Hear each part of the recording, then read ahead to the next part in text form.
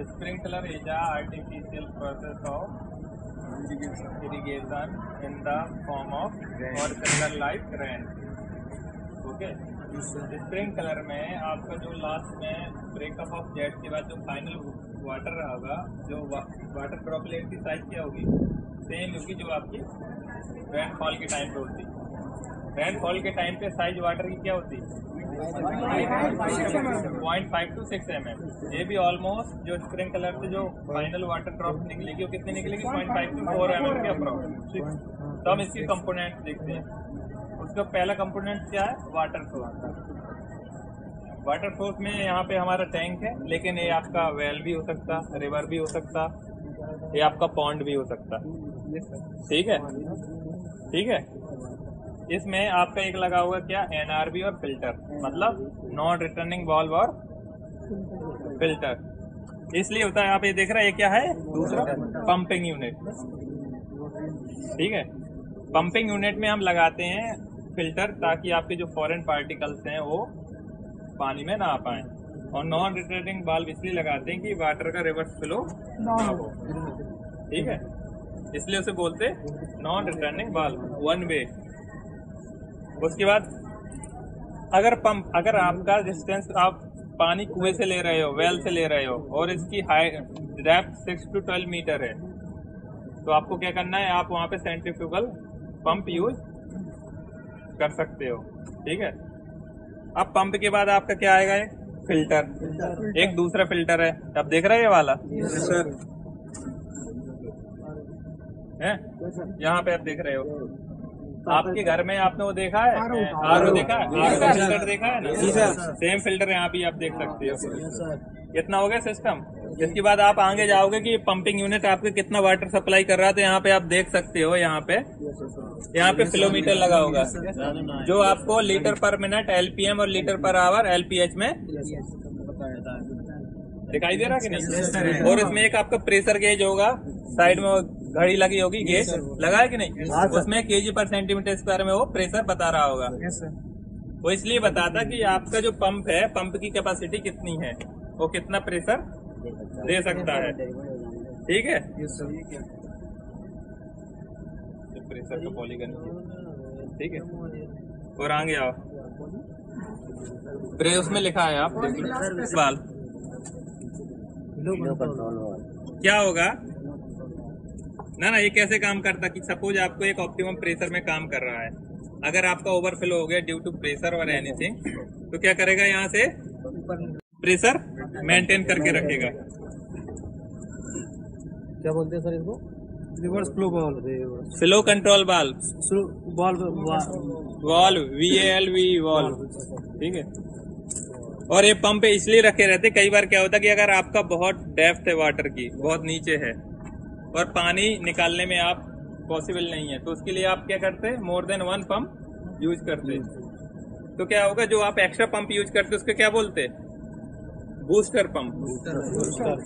Booster pump. Suppose आपका depth बहुत है वाटर का और आप पानी नहीं ले पा रहे हैं, तो उसको आपको 2 पंप की रिक्वायरमेंट है, तो आपका जो एक्स्ट्रा पंप है उसे क्या बोलेंगे, बूस्टर पंप। ठीक है, और आगे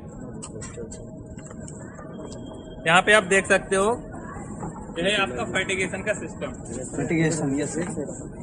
यहाँ पे आप देख रहे हो कि पहला है आपका पीएच, जो वाटर आ रहा है उसका पीएच कितना है, बेहतर, इट्स बेसिक और एसिडिक और न्यूट्रल।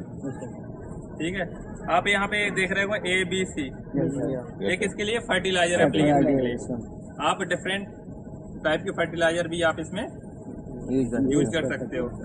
और ये आपके कंट्रोल वाल्व वो है कि अगर आपको सपोज एक ही फर्टिलाइजर अप्लाई करना, तो आप सिर्फ एक को ऑन करो, बाकी 2 को ऑफ रखो। अगर आपको तीनों ही एक साथ ही मिक्स करके देना है, तो आप तीनों को ऑन कर दो, तो तीनों दे जाएंगे। ये कॉम्बिनेशन है कि आपको अगर एक फर्टिलाइजर देना, आपको 2 देने हैं, 3 देने हैं। इसका ऑलमोस्ट रेशियो कैसा रखते हैं, 1:30 में रखते हैं। 1 रेशियो फर्टिलाइजर का, 30 रेशियो वाटर का। ठीक है, ताकि उसको फर्टिलाइजर को प्रॉपर दे सकें। इसके बाद आप देख सकते हो जो गया है, इससे क्या है, मेन पाइप।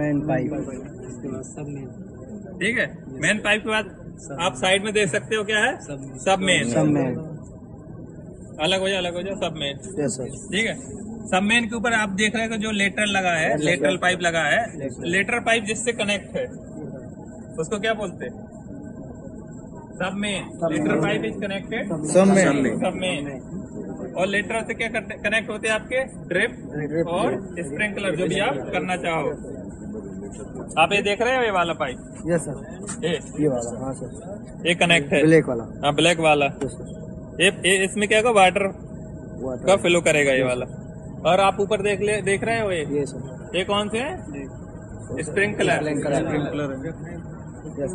ये क्या है आपका? ड्रिप। आपका देख रहे हो कि जो स्प्रिंकलर फाइनल में जहाँ कनेक्ट होगा जिस वाटर सप्लाई से, क्या हो जाएगा? सबमेन। ये आपकी लेटरल लाइन है, ठीक है। जो आपकी हाइट है ना, राइजर यूज करते हैं आप, तब भी आपकी कोई भी सीरियल क्रॉप है, सीरियल क्रॉप में आपने देखा होगा एक पाइप है जिसके ऊपर आप स्प्रिंकलर का नोजल लगाते हैं, उसको जो हाइट होती है उसको क्या बोलते हैं? राइजर। वो राइजर हमेशा आपकी क्रॉप से बड़ा होना चाहिए।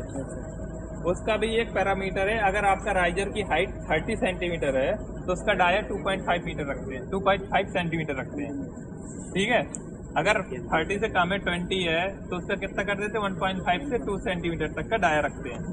लेकिन ये हमेशा याद रखना, आपका राइजर हमेशा आपकी क्रॉप से बड़ा ज्यादा होना चाहिए, ताकि आप उसको प्रॉपर वेटेड पैरामीटर। यही कारण है कि हम स्प्रिंकलर को जो क्रॉप होती है ना, जैसे शुगर केन हो गया, मेज होगा, उसमें अप्लाई, ठीक है। और आपका जो स्प्रिंकलर है, आप स्प्रिंकलर को मोस्टली सीरियल क्रॉप के लिए यूज करते हैं। किसके लिए करते हैं? मोर देन 65% सीरियल क्रॉप के लिए यूज होता है इंडिया में, और 35% किसके लिए होता है? प्लांटेशन के लिए, टी या इन सब के लिए।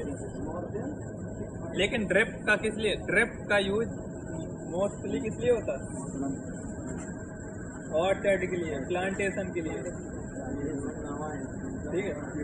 स्प्रिंकलर इरिगेशन इसलिए यूज करते हैं हम कि as a form of water करते हैं कि रेनफॉल हो रही। अगर आपको कोई भी इंसेक्ट इसमें लग गया क्रॉप में, तो क्या करोगे? धुल देगा, धुलने के साथ नीचे चला जाएगा। प्लांटेशन में ये सब जरूरत नहीं होती, पानी के सीधा किस में देता रहता? रूट जोन में। और ड्रिप इरिगेशन यूज करते हैं किसमें? हम क्ले सॉइल में, mostly suited for clay soil. ऐसा नहीं कि आप बाकी सॉइल में नहीं कर सकते हैं, कर सकते हो। वो स्प्रिंकलर किसमें करते हैं हम? सैंडी सॉइल में। लेकिन याद रखना, अगर आपका इनफिल्ट्रेशन रेट आपके एप्लीकेशन रेट से ज्यादा है तो आपका वो एफिशिएंट नहीं है। आपका इनफिल्ट्रेशन रेट हमेशा एप्लीकेशन रेट से कम होना चाहिए, ताकि वो पानी स्ट्रैक करके रूट को मिल सके। नहीं तो इनफिल्ट्रेशन के थ्रू क्या होगा? नीचे चला जाएगा। स्प्रिंकलर 3 टाइप के होते हैं based on the pressure, low, medium, high. Low 0.5 से 2 kg पर सेंटीमीटर स्क्वायर तक, 2 to 4 आप मीडियम रखते हैं, 4 to 10 आप हाई लगते हैं। मतलब ये जायंट स्प्रिंकलर भी बोलते हैं, ठीक है। और इसकी अडॉप्टेबिलिटी कहाँ होती है? इसकी अडॉप्टेबिलिटी होती है जहाँ पे आपको फील्ड के टॉपोग्राफी से कोई इफेक्ट ना पड़े। जहाँ पे आपकी फील्ड लेवल्ड नहीं है, इसका आप देख सकते हो कि वेस्टर्न घाट और नॉर्थ ईस्ट में सबसे ज्यादा यूज होता है क्या? Sprinkler irrigation. और इंडिया में इसका एरिया लेस देन 1%, कितना? 0.66 मिलियन हेक्टेयर से भी कम है, ठीक है। अगर इसके टाइप में जाए जाए कि डिफरेंट टाइप के होते हैं, अगर आपका लॉन है, आपका गार्डन है, तो उसके लिए हम कौन सा यूज करेंगे? पॉपअप। पॉपअप का प्रेशर बहुत कम होता है, 2 to 2.5 kg पर सेंटीमीटर स्क्वायर होता है। पॉपअप का सेम काम होता है, वो क्या होता है? नीचे होता है बिलो द ग्राउंड सरफेस। जैसे ही उसमें प्रेशर मिलेगा वो ऊपर आएगा और वो 360 डिग्री में वाटर को स्प्रे करेगा। रोटेट नहीं करता, 360 डिग्री में वो वाटर को स्प्रे करता है। वो रोटेट नहीं करेगा, वाटर देगा चारों तरफ 360 डिग्री में, ठीक है। जैसे आपका इम्पैक्ट टाइप क्या होता है? रोटेट करता है, वो रोटेट नहीं करेगा। जैसे सपोज ये है आपकी फील्ड, जहाँ उठा उसने चारों तरफ से पानी फेंकने लगेगा। आप फाउंटेन देख रहे हैं ना, सेम फॉर्म में काम करता है। फाउंटेन में क्या होता है कि बहुत प्रेशर कम होता है, तो आप एक पूरी लेयर देख सकते हैं पानी की। लेकिन ये पानी थोड़ा सा प्रेशर एरिया 6 to 15 मीटर तक मैक्सिमम कवर कर सकता है, इसलिए इसको लॉन ऑन में काम करते हैं। स्प्रिंग कलर का एक घाटा होता है जो होता है कि अगर आपकी कोई भी ऐसा आप किसी और शेड में दे रहे हो और आपके कोई भी क्रॉप राइपन हो गई तो उसको क्या कर सकता है, डैमेज कर सकता है ड्यू टू इम्पैक्ट प्रेशर की वजह से। अगर जो स्प्रिंग कलर से डायरेक्ट वाटर अगर आपकी किसी भी प्लांट में रूट में या किसी में पड़ गई तो क्या करेगा, उसको डैमेज कर देगा। उसके लिए हम ऑर्चर्ड में मोस्ट ऑफ टाइम क्या यूज करते हैं, ड्रिप करते हैं। ये सीरियल क्रॉप के लिए अच्छा है। इसके एडवांटेज भी है कि आपका जो भी इंसेक्ट लगेगा सीरियल क्रॉप में तो स्प्रिंग कलर क्या करेगा, उसको खो देगा और नीचे चला जाएगा, प्रॉपर पानी मिल जाएगा। ड्रिप में क्या होता है, ड्रिप के एडवांटेज क्या है कि ड्रिप में आपका और हाँ आपका जो भी स्प्रिंग कलर है वो क्लोजली ग्राउंड क्रॉप के लिए ज़्यादा सुटेबल है, ठीक है। लेकिन हम स्प्रिंग कलर हो, लेकिन हम दो सीरियल क्रॉप के लिए यूज नहीं करते। कौन कौन सी है मोस्टली स्प्रिंग कलर? एक पैडी के लिए यूज नहीं करते और जूट के लिए। पैडी के लिए क्यों नहीं करते? पैडी के लिए जो आपकी रूट होनी चाहिए वो सबमर्ज होनी चाहिए वाटर में, ठीक है। इसलिए उसमें हम बेसन टाइप इरिगेशन यूज करते हैं, जैसे चेक बेसन भी बोलते हो। अगर आप बेसन बोलोगे या बॉर्डर इरिगेशन बोलोगे तो ऑलमोस्ट सिमिलर है, दोनों की एफिशिएंसी 60 to 75% ही होती है। चेक बेसन कर देते तो थोड़ी बढ़ जाती, 75 to 80 पहुंच जाती, क्योंकि आप उसको आपकी एक बहुत लंबा आपका एक वो है फील्ड है, आपने उसको छोटे छोटे डिवाइड कर दी और बंड बना दी। पानी क्या होगा, वही स्टैक हो गया कि नहीं, तो पानी इनफिल्ट्रेट कर जाएगा। अगर आप बहुत लंबे आप एक फरो में बनाओगे तो क्या होगा, पानी ड्यू टू स्लोप क्या चलेगा, रन ऑफ के थ्रू। जैसे रन ऑफ बह जाते हैं पानी क्या करेगा, एक्सेस वाटर बह जाएगा। तो पानी को जो टाइम ऑफ बॉन्डिंग बोलते हैं ना, कि आपको कितना पानी कितना टाइम मिल रहा है उसको इनफिल्ट्रेट करने के लिए, वो आपको चेक बेसन में अच्छा मिल जाता है। इसलिए हम पैडी में क्या करते हैं, बेसन यूज करते हैं ताकि हमें उसकी जो रूट है वो सबमर्ज रहे, ठीक है। और ड्रिप का किस में करते हैं, ऑर्चर्ड प्लांटेशन में करते हैं, डायरेक्ट रूट जोन में देते हैं। और ड्रिप का सबसे अच्छा फायदा क्या है कि ड्रिप डायरेक्ट रूट जोन में वाटर देता है। तो जो आपके जो फरो टू फरो या आपके रो टू रो में जो बीच में आपका वीड है ना, वीड उगने के चांसेस कम हो जाते हैं, क्योंकि उन्हें न्यूट्रिएंट नहीं मिलेगा, अब उसको वाटर नहीं मिलेगा, ड्राई रहेगा, तो उसमें वीड का ग्रो होने के चांसेस बहुत कम है। तो स्प्रिंग कलर के टाइप्स क्या हो गए, एक इम्पैक्ट टाइप होता, पॉपअप टाइप होता। पॉपअप तो आपको बता दिया। इम्पैक्ट टाइप क्या होता, आपने देखा होगा वहां पे जो इसमें राइजर लगा होता है, राइजर के ऊपर क्या लगा होता है, नोजल। नोजल में दो नोजल होते हैं, एक मेन ड्राइविंग नोजल, एक सेकेंडरी नोजल। ड्राइविंग नोजल क्या होता है, एक डिफ्लेक्टर लगा रहता है, आगे देखा होगा, जिसमें वाटर स्ट्राइक करता है। तो क्या करेगा, ऊपर लगी स्प्रिंग को क्या रोटेट कर देगा। जो मेन नोजल होता है वो लॉन्ग डिस्टेंस कवर करता है, जो साइड दूसरा नोजल होता है क्या होता है, जो नियर बाई वाटर मतलब एरिया रह गया, जो अभी उसको पानी नहीं दिया उसको कवर करेगा। तो दोनों नोजल का काम है कि जो बड़ा नोजल है वो फारदेस्ट डिस्टेंस कवर करेगा, और छोटा वाला नियर बाई डिस्टेंस कवर करके पूरा। और इसकी यूनिफॉर्मिटी कोएफिशिएंट हमेशा मोर देन 85% होना चाहिए। यूनिफॉर्मिटी कोएफिशिएंट क्या है, measurable index of uniformity. Suppose आप वाटर दे रहे हैं तो पानी हर जगह सेम ही गिरना चाहिए, तो उसके लिए बोलते हैं कि अगर आपकी यूनिफॉर्मिटी मोर देन 85% है तो आपका स्प्रिंग कलर कैसा, सेटिस्फैक्टरी है, ठीक है, समझ रहे। और जो आप कह रहे हैं ना कि based on arrangement spring colour दो टाइप के होते हैं, एक क्या होते हैं, रोटेटिंग हेड, एक परफोरेटेड टाइप। रोटेटिंग हेड मतलब जो रोटेट करता है, जो इम्पैक्ट टाइप का देखा। परफोरेटेड टाइप क्या होता है कि आपका जो लेटरल है उसी में आप छेद कर दो, तो प्रेशर से पानी निकलेगा, तो क्या हो जाता है वो परफोरेटेड टाइप। या तो उसमें आपको स्प्रिंग कलर या नोजल लगाने की जरूरत नहीं पड़ेगी। लेकिन याद रखना कि लेटरल में जो प्रेशर वेरिएशन मोर देन 20% नहीं होना चाहिए। सपोज ये आपका लेटरल है, यहाँ पे अगर 2 kg/cm² का प्रेशर है, तो इसके लास्ट तक जाते जाते 2% का 20 कितना होता? 2 का 20% 0.4, वो पॉइंट मोर देन 1.6 kg/cm² से ज्यादा होना चाहिए। ठीक है, वेरिएशन कितना होना चाहिए? लेस देन 20% स्प्रिंकलर के लेटरल में। और अगर हम इसको डिसाइड कैसे करेंगे कि कितना में लगाना है, इसकी स्प्रिंकलर टू स्प्रिंकलर में कितने, इसकी स्पेसिंग कितनी होनी चाहिए? अगर आपके वहाँ कोई बेंड नहीं है, सबसे ज्यादा इम्पैक्ट क्या करता है? बेंड, ड्रिफ्ट करता है।